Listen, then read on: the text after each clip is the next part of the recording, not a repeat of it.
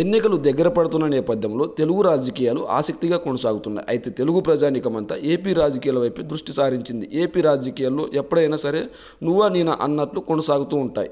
AP రాజకీయాలు ఇన్నాళ్ళు TDP YCP మధ్య సై అంటే సై అన్న విధంగా ఉంటే ఆ రెండు పార్టీల మధ్యలోకి పవన్ కళ్యాణ్ ఎంట్రీ ఇచ్చాడు జనసేన పేరుతో. అయినా సరే వైఎస్ఆర్సీపీకి వీళ్ళిద్దరు పోటీ ఇవ్వలేకపోయారు. ఈ నేపథ్యంలో టీడీపీ జనసేన ఒక్కటే కలిస్తే సరిపోదు, ఈ రెండింటికి కేంద్రంలో అధికారంలో ఉన్న బీజేపీ పార్టీ కూడా తోడుగా ఉంటే బాగుంటుందని ఆ బీజేపీ పార్టీని తోడు తెచ్చుకున్నాయి. అయినా సరే జగన్ గారు ఎక్కడ భయపడలేదు, వెనకలేదు, బెదరలేదు.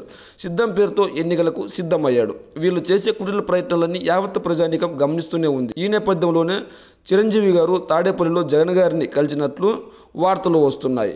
జనసేన అధినేత పవన్ కళ్యాణ్కి సపోర్టుగా చిరంజీవి గారు నిలుస్తాడని అందరూ అనుకుంటే పవన్ కళ్యాణ్కు షాక్ ఇచ్చి చిరంజీవి గారు జగన్ గారిని కలిశారు.